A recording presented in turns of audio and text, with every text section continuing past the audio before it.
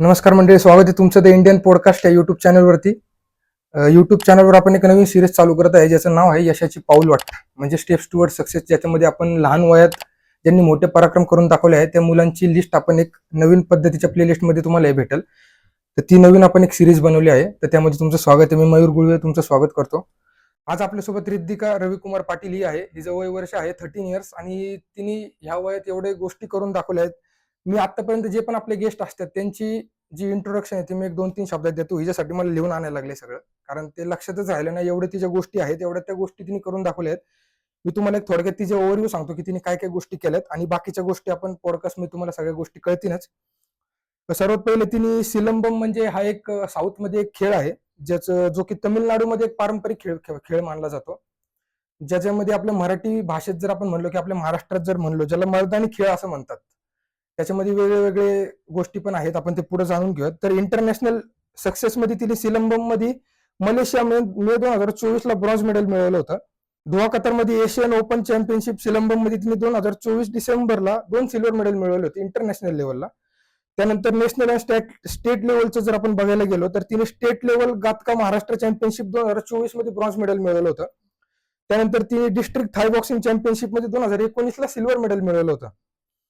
त्यानंतर international mathematics olympiad म्हणून एक स्पर्धा होती, त्याच्यामध्ये तिचा इंटरनॅशनल रँक आला होता 6th नंबरला, जो की 2020-21च्या दरम्यान झालं होतं.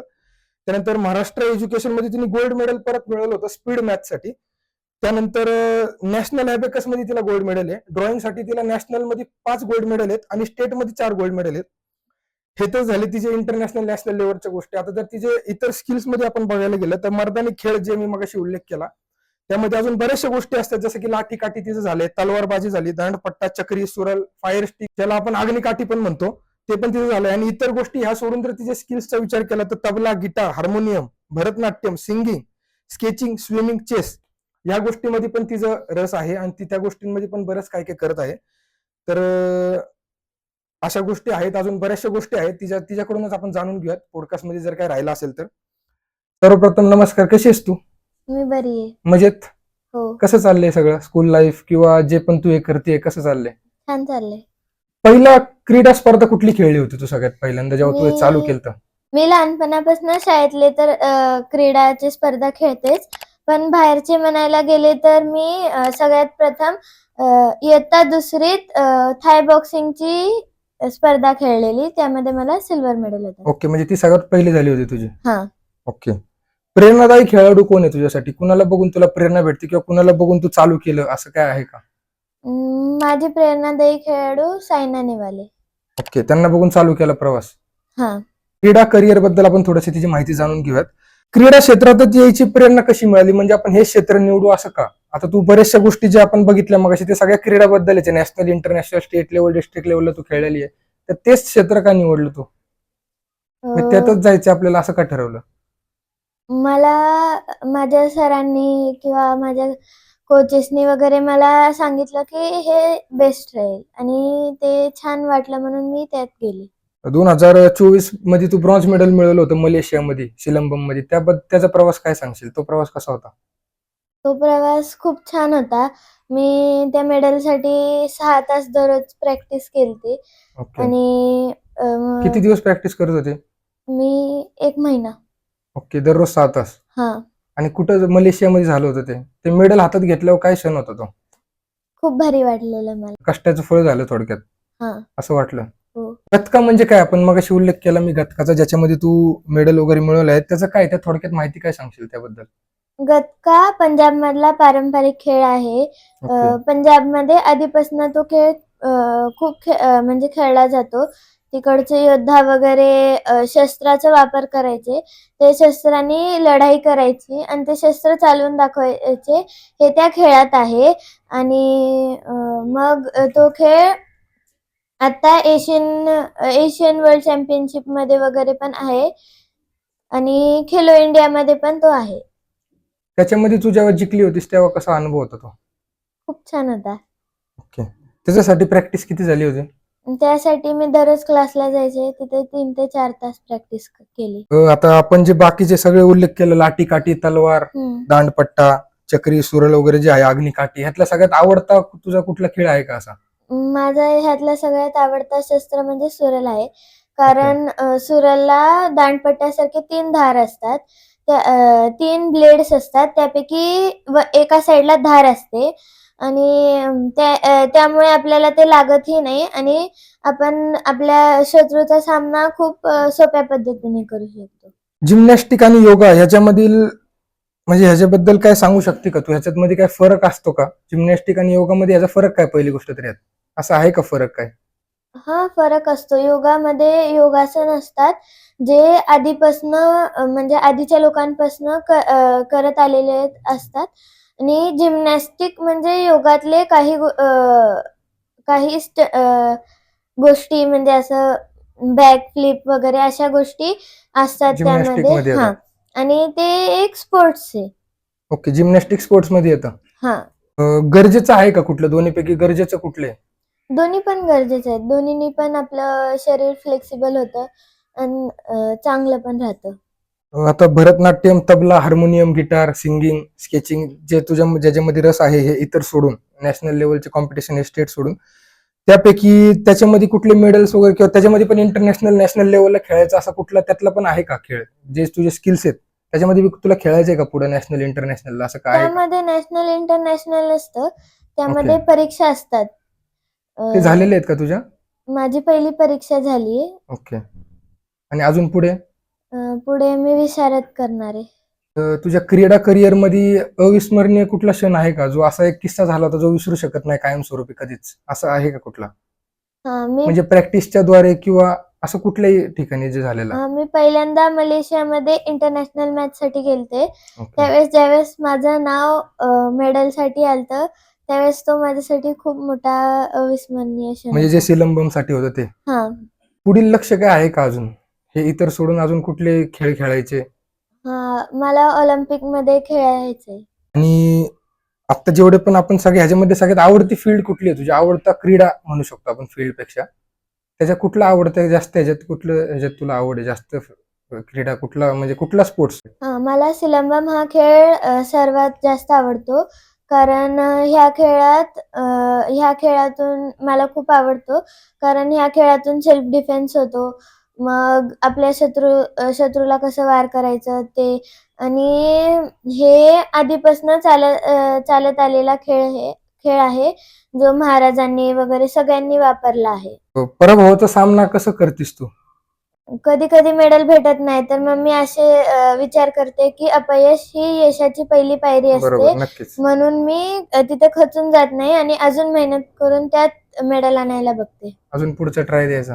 हां. अशी म्हणजे एवढं जे मेहनत करून असा कुठला क्रीडा स्पर्धा आहे का ज्यात कष्ट करून पण फळ भेटलं नाही आतापर्यंत, असं आहे का कुठलं तुझं? त्याच्यात खूप खूप केले पण त्याच्यात मेडल वगैरे सर्टिफिकेट पर्यंत नाही पोहोचू शकला, असं आहे का काय? हाय. त्याबद्दल? पंजाबमध्ये मी गेलते ह्यावर्षी. तर त्यावेळेस मला मेडल भेटला नाही. कारण तिकडची कॉम्पिटिशन खूप टफ होती. 1600 मुलं तिथं आलेली. ओके. मग त्यात नंबर नाही झाला सिलेक्ट. नाही आला. त्यावेळेस कसं वाटलं होतं? वाईट वाटलं. पण आता परत आहे का त्यात चान्स? परत करायचं असं आहे का काय? पुढच्या वर्षी असतो मग त्यात करणार आहे परत? करणार. आणि तेव्हा मग गोल्डच पाहिजे मेडल आपल्याला. हां. मग तेव्हा आपण परत पॉडकास्ट घेऊ दुसरा. तुमचे गुरूंविषयी काय सांगशील 2 शब्द? माझे पहिले गुरु म्हणजे ओमकार सोनावणे सर आणि सिद्धी सोनावणे दीदी. हे दोघांनी मला लाठीकाठीबद्दल सांगितलं आणि लाठीकाठी मला शिकवली. तर त्यानंतर मला नॅशनल, इंटरनॅशनल, स्टेट या मॅचेस खेळवणं आणि त्याची प्रॅक्टिस घेणं संजय सर आणि स्मिता मॅडम करतात. मग माझे शाळेतले प्रिन्सिपल सर आणि सर्व शिक्षकही मला खूप सपोर्ट करतात. मला माझ्या शाळेत मिस झालेले सगळे पोर्शन वगैरे शिकवतात वापस. सगळे मला खूप सपोर्ट करतात. आई वडिलांबद्दल 2 शब्द काय सांगशील? माझ्या ज्यांच्यामुळं आज तुझं सगळं एवढं करिअर घडलं, त्याच्या मागे त्यांचा नक्कीच हात आहे खूप मोठा. त्यांच्याबद्दल काय सांगशील? माझे आई-वडील खूप सपोर्टिव्ह आहेत. ते मला प्रत्येक गोष्टीला सपोर्ट करतात आणि मला खूप प्रेरणा देतात. प्रत्येक गोष्टीला. माझे पप्पा आणि माझे प्रॅक्टिस पण घेतात. मलेशियाला ओके. जाताना त्याने माझी 3 तास प्रॅक्टिस घेतलेली. माझी मम्मी माझ्यासोबत तिथे येते मला सपोर्ट करायला आणि असे ते खूप सपोर्ट करतात. त्याचा फायदा होतो ना? हो, होतं. नक्कीच. हो. नवीन पिढीचे जे खेळाडू आहेत आपले तुझ्या एजचे किंवा तुझ्यापेक्षा थोडे मोठे छोटे, त्यांना तू काय सल्ला देऊ शकतीस का तुझ्या एजच्या मुलांसाठी, ज्यांना या गोष्टीत आहेत ते ऑलरेडी किंवा ज्यांना क्रीडा क्षेत्रात उतरायचे, तर त्यांना तू काय सल्ला देशील? क्रीडा क्षेत्रात मेहनत केलं तरच फळ भेटत असतं आणि ह्यासाठी खूप मेहनत लागते. नाही, मग त्यासाठी त्यांनी काय फॉलो केलं पाहिजे? तुझं एक रुटीन काय होतं का? तू त्यांना काय सांगशील?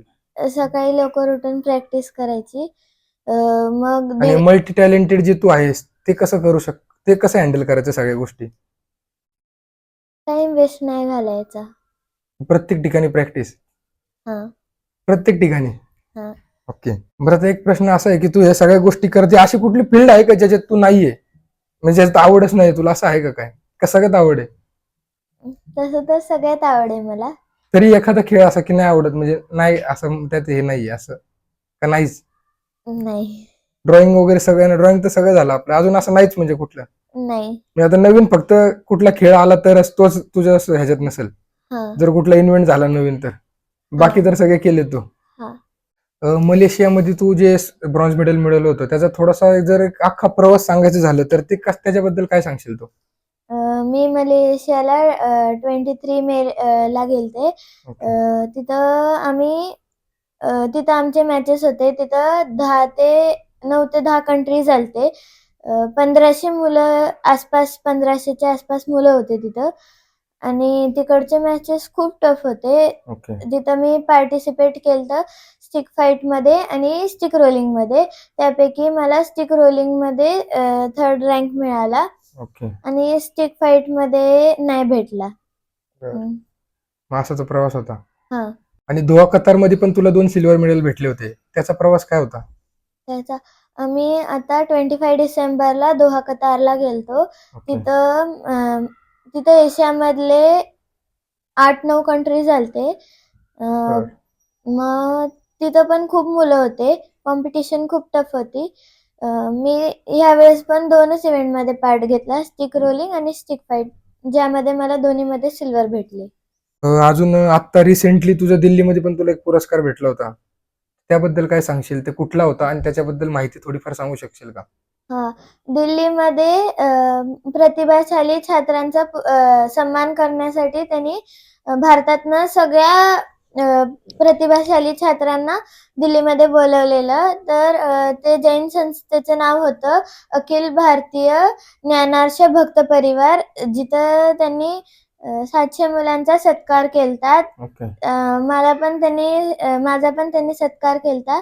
कारण मी वयाच्या 12व्या वर्षी भारतासाठी ऍक्च्युली खेळून ना मेडल आपल्याकडे आणलं. आहे पुरस्कार, मी तुम्हाला दाखवतो एकदा. आपण आहे ना कॅमेरामध्ये इथे ठेवलेला आहे, आपण एकदा दाखवूया. दीदीच्या हातानेच दीदी दाखवेल. इथे दाखव, तुझा कॅमेरा इथे आहे. हा तिला पुरस्कार भेटला होता, ज्याबद्दल तिने सांगितलं आता सध्या तिला दिल्लीमध्ये तो भेटला होता.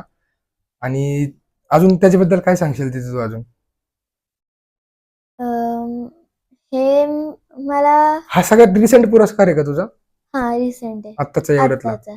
आणि हे सोडून अजून एक तुला भेटला होता कुठला तरी, हां. तो पण आहे आपल्याकडे, तो पण तुम्हाला दाखवतो मी. नवचैतन्य सामाजिक संस्था चिखलीने हा एक मला तिला समाजभूषण पुरस्कार दिलता. हा एक पुरस्कार तिला भेटला होता, जो की नवचैतन्य समाज संस्थेच्या द्वारे तिला दिला होता. हा पण तिचा रिसेंट पुरस्कार आहे ना तुझा, हा पण हां, आत्ता भेटलेला एवढ्यात? हां. त्याबद्दल काय सांगशील? इथं चिखलीमध्ये कार्यक्रम झालता. तिथं मला ह्यांनी समाजभूषण म्हणून पुरस्कार दिलता. कारण मी खेळून 3 मेडल भारतासाठी आणलेले म्हणून. ओके. खरं तर आहे ना खूप अभिमानाची गोष्ट आहे ही. एवढ्या लहान वयात ह्या गोष्टी करून दाखवणं म्हणजे हे खूप मोठी गोष्ट आहे. आणि इथून पुढं तिच्याकडून बऱ्याचशा मुलांनी प्रेरणा घ्यावा असं मला वाटतं. आई वडील जर कोण व्हिडिओ बघत असतील तर त्यांच्या ह्या वयाच्या मुलांना आवर्जून दाखवा. तिला तिचे पुरस्कार वगैरे सगळे फोटो वगैरे मी तुम्हाला सुरुवातीला दाखवले असतील, ते तुम्ही बघितलं असेल, ते तुम्ही दाखवा. ह्या वयातच गोष्टी केल्या पाहिजे, तेव्हा पुढे जाऊन कुठेतरी त्याचं फळ भेटतं. तर कष्टाशिवाय तर फळ नाहीचे. दिदीचे आपले सर्व प्रश्न झालेले आहेत जवळपास. रविकुमार पाटील सरांचं आपण त्यांच्यासोबत थोडंसं 1-2 शब्द अजून बोलूयात. अजून काय आपल्याच्याने चुकून राहिला असेल तर ते सर कव्हर करतील. आणि व्हिडिओ शेवटपर्यंत बघा, कारण दिदी आपल्याला शेवटला एक तबलाचा वाजून दाखवणार आहे, तो पण एक व्हिडिओ आपल्याकडे आहे. आणि आपण आता सरांसोबत थोडं 1-2 शब्द बोलूया, तिथून पुढे आपल्याला सर भेटतील. आता आपल्यासोबत रिद्धिकाचे वडील आहेत, नमस्कार. रविकुमार पाटील सर. सरांसोबत आपण काही गोष्टी आमच्याकडून राहिल्या असतील सर, तर ते तुम्ही कव्हर करा अशी आमची विनंती आहे. म्हणजे पहिली गोष्ट तर एवढं मुलगी आज तुमची एवढी ह्या लेवलला आहे, काय वाटतं, अभिमान कसा वाटतो? स्वाभाविकच आहे. प्रत्येक वडिलांना आपले मुलं पुढे जावं ते वाटतं नक्कीच. हीच सगळ्यांची अपेक्षा असते. या जगामध्ये आई आणि वडील हे 2 व्यक्ती अशा असतात आपल्या जीवनामध्ये की ज्यांना वाटतं की आपल्यापेक्षा आपली मुलं मुलं पुढे पुढे जायला. नक्कीच, बरोबर. बाकी ह्या स्पर्धेच्या युगामध्ये पाय खेचणारे तर सगळेच खूप असतात. आहेत, खूप आहेत, आणि प्रत्येक ह्याच्यामध्ये येते. त्यामुळं आई वडील हेच आपले खरे नक्कीच, नक्कीच. मित्र म्हणा किंवा सगळेच असतात. बरोबर. आणि त्यामुळं आम्हाला सार्थ अभिमानच आहे तिचा. नक्कीच. पुरस्कार कुठले अजून आमच्याकडून राहिले कव्हर करायचे जसे आहेत का कुठले? नाही, तुम्ही तर एकदम विस्तृतपणे सगळ्या गोष्टी तिच्या सांगितलेल्या आहेत. तरी काय राहिले असेल तर? पुरस्कार असं म्हणता येणार नाही. पुरस्कार तर तिचे म्हणजे अनगणित आहेत. हा, ते आम्ही बघितली फाईल ऑफ कॅमेरा. तुम्हाला जर सांगायचं झालं तिच्याबद्दल थोडंसं, तर मी सांगू इच्छितो की लहानपणापासूनच ती एकदम म्हणजे अशी प्रतिभावान असल्यासारखीच आहे. बरोबर, हो, नक्कीच. आणि सुरुवातीपासून जी तिची जर्नी आहे, जे आम्हाला सगळ्या गोष्टी तिच्या दिसायच्या, तिची आकलन क्षमता, तिचे बोलण्याचे ह्या सगळ्या गोष्टी, ती म्हणजे स्टेजवर सुद्धा तेवढीच हे आहे, परफॉर्मर आहे. तुम्ही कोणत्याही स्टेज सांगा, अँकरिंग किंवा स्पीच द्यायला, बरेचसे स्पीच कॉम्पिटिशन मध्ये पण ती भाग घेतलेली आहे. त्यानंतर अशा म्हणजे एकही गोष्ट नाही जी ज्याच्यामध्ये ती गेली आहे, हा, ते आपला झाला प्रश्न. त्यामध्ये ते सक्सेस घेऊन नवीन आलेली कुठला नाही. खेळ यायचाच राहिलाय फक्त आता. हो, बऱ्याचशा गोष्टी ती म्हणते मला की मला हे करायचं, मला ते करायचं. अशा बऱ्याचशा गोष्टी आहेत नाही, पण तुमची पण साथ असणं खूप गरजेचं आहे. त्या साथमुळे बराचसा फरक पडतो मुलांमध्ये पण. बरोबर, अगदी बरोबर. कारण आपण जर वेळ नाही देऊ शकलो मुलांना, तर त्या मुलांमध्ये ते चैतन्य निर्माण नक्कीच, होत नक्कीच. नाही. अजून पुढे तिला काय आहे का तयारी करायची तुमच्या डोक्यात, अजून वेगळं काय? हो, माझ्या ह्याच्यामध्ये आहे की तिनं कमी वयामध्ये युपीएससी क्लिअर करावं. ओके. आणि दुसरं म्हणजे सायमल्टेनियसली आपल्या देशासाठी ऑलिम्पिकमध्ये एखादं मेडल तरी आणावं. मिळेल तर. ओके, रिप्रेझेंट करून आपल्या इंडियाला. सुरुवातीला ज्यावेळेस ती एकदम छोटीशी होती, 1 वर्ष 2 वर्षाची होती, त्यावेळेस माझ्या ह्याच्यामध्ये होतं की ऍटलिस्ट माझी मुलगी नॅशनल पर्यंत तरी खेळावी. इंटरनॅशनल पर्यंत गेली ती आता. हा, नॅशनल पर्यंत खेळावी. मग नक्कीच. त्यावेळेस आम्ही खूप प्रयत्न करत होतो की जवळच आम्हाला कोणता तरी म्हणजे क्लास भेटावा असा स्पोर्ट्समध्ये, बॉक्सिंग झालं किंवा अशी कोणती जवळची, कारण मेरी कॉम झालं किंवा त्यावेळेस त्या खूप प्रचलित होत्या. मग त्यावरून आम्हाला असं वाटायचं की आपली पण मुलगी ह्याच्यापर्यंत पाहिजे. जावं, हो. आपलं नाव, देशाचं नाव जे आहे झालं पाहिजे. ते हे नक्कीच. करावे, नॅशनल पर्यंत तरी ऍटलिस्ट खेळावी एवढी इच्छा होती माझी. ती पूर्ण झाली. माझ्या मुलीनं त्याच्या पुढे मला नक्कीच, नक्कीच. आजकाल काय होतंय की खूप गोष्टी मुलींना बॅकवर्ड खेचल्या जातं खूप गोष्टीत, तर त्याबद्दल तुमचं मत आहे का काय? खरं तर मुलींना आज सक्षम बनवण्याची खूप गरज आहे. नक्कीच, हो. प्रत्येक गोष्टीमध्ये मुलगी ही सगळ्यात पहिला सक्षम झाली पाहिजे, तिच्या पायावर उभारली पाहिजे आणि तिचं कर्तृत्व तिने सिद्ध करायला पाहिजे. मुली ही कुठंही मुलांपेक्षा कमी नाहीये. नक्कीच, हो. प्रत्येक फील्डमध्ये हा. खांद्याला खांदा लावून काम चालू आहे. जसं मी म्हणजे मला एक छोटा मुलगा आहे आणि रिद्धिका ही मोठी आहे. दोघांना सुद्धा माझ्याकडे इक्वल वागणूक आहे. नक्कीच, हो. इक्वल, आम्ही दोघांना सुद्धा इक्वल हे करतो. त्यामुळं आम्ही मुलगा मुलगी ह्या गोष्टी येत नाही. भेदभाव आणि नाही करत. ही मोठी असल्यामुळे तिला अशा सगळ्या गोष्टी आम्ही म्हणजे आमच्याकडून काही कमी पडू नये त्या गोष्टीची नेहमीच दक्षता घेतली. मग त्या अभ्यासात असू दे किंवा वेळ देण्यात असू दे, सगळ्या गोष्टी आम्ही सगळ्या गोष्टीत. ह्याच्यानी करतो प्रॉपर. नक्कीच, ओके. आणि प्रत्येक तिच्या छोट्या छोट्या गोष्टीचा आम्ही विचार करतो आणि सपोर्ट करतो तिला. तिला लागणार काय आहे, ती एनर्जी टिकण्यासाठी काय करावं लागेल, सपोर्ट कसा करायचा. मलेशियाला जाताना तर आम्ही मी माझं ऑफिस आणि हे सगळ्या गोष्टी बाजूला ठेवून दररोज 3 तास तिला मी वेळ द्यायचो सकाळी. आणि मी स्वतः तिच्यासोबत फाईट खेळायचो. ओके. बऱ्याच वेळा तिच्या हाताला लागलं, कारण मलाच खेळायला येत नव्हतं. त्यामुळे चुकून मी बऱ्याच वेळा तिला म्हणजे दुखापत झाली माझ्यामुळे तिला. ओके. पण त्याचं फळ भेटलं आज. खूप खूप कष्टाळू आहे. ते कळतं यावरून आपल्याला. पोलाइट आहे आणि असं कोणतेही शब्द ती खाली टाकत नाही. नाही, नक्कीच. आम्ही सांगितलं की हे करायचंय तर ती करणार. करतेच. दीदीचं युट्यूब चॅनल पण आहे, मी त्याची लिंक तुम्हाला डिस्क्रिप्शन मध्ये देतो, तुम्ही जाऊन चेक करा, तिचे सबस्क्राईब वगैरे करा तिच्या चॅनलला, तिचे व्हिडिओ आहेत बरेचसे त्याच्यावर. आणि एक रिसेंटली तिचं इन्स्टाचं अकाउंट पण आम्ही उघडलंय, त्याची पण लिंक मी तुम्हाला डिस्क्रिप्शन मध्ये देतो. इन्स्टाला पण जाऊन तिला प्रेम द्या, आपल्या चॅनल तर्फे प्रेम गेलं पाहिजे त्यांना. आणि खूप छान वाटलं आज दीदीला बघून. अजून काय सांगशील दीदी तू? नॉर्मली एकदम जे काय आहे ते नॅचरल. मला शिवाजी महाराज आणि ऐतिहासिक योद्धा जसे की राणी लक्ष्मीबाई, पेशवा बाजीराव ह्यांचे इतिहास वाचायला किंवा बघायला फार आवडते. मी त्याच्याने प्रेरणा भेटते. मी ते बघूनच हे शस्त्र चालवायचं हे ठरवलं. आता छान वाटते सगळं व्यवस्थित. हो. पप्पांसाठी काय बोलशील 2 शब्द?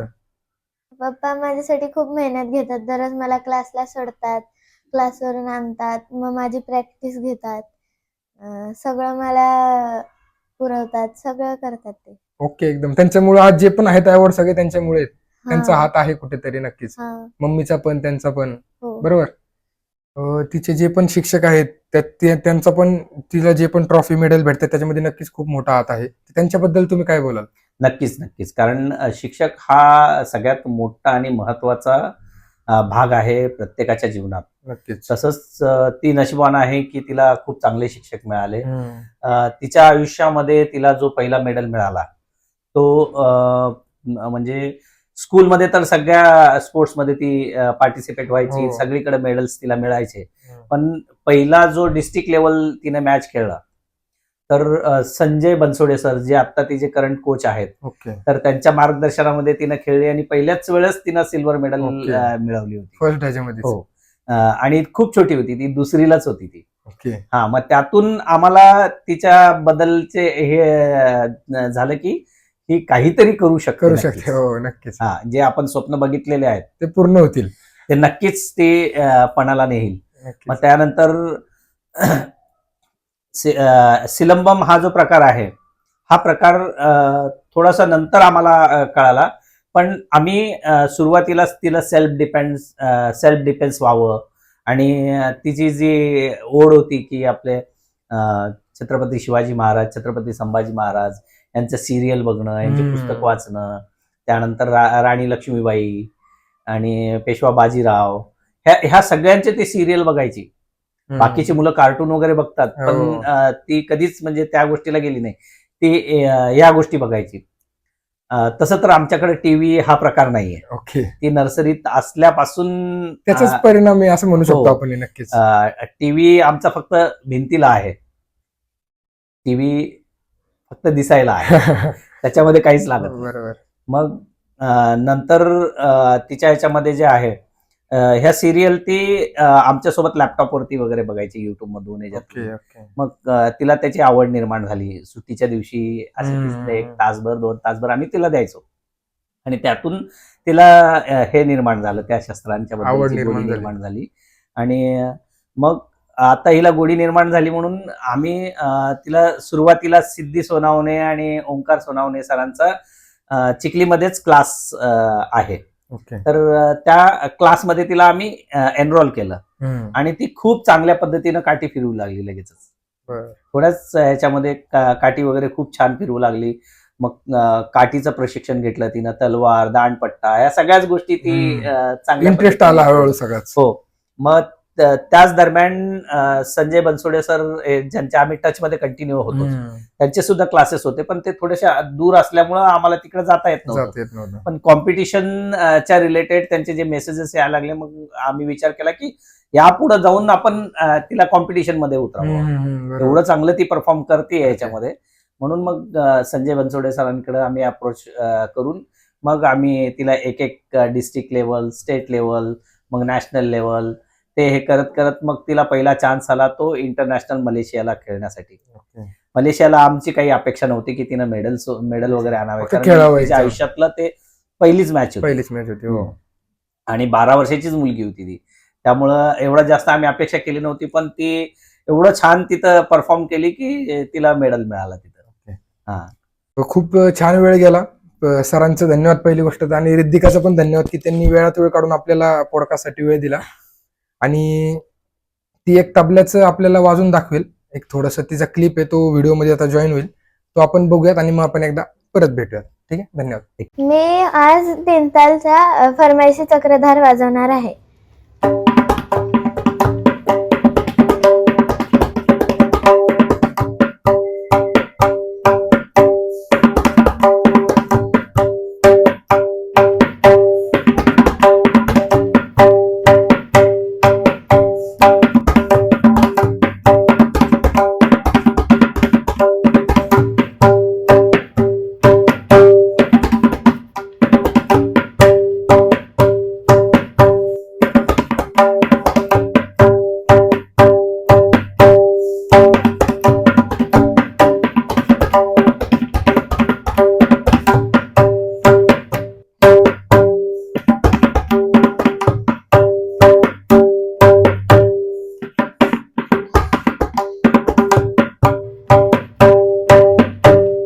तू भजनाची ट्यून वाजू शकते का? एक जे भजन मध्ये यूज होती ना, हम्म. ते जमेल का? मग ते एक वाजून दाखवू शकतेस का? ठीक आहे, ते वाजव एकदा.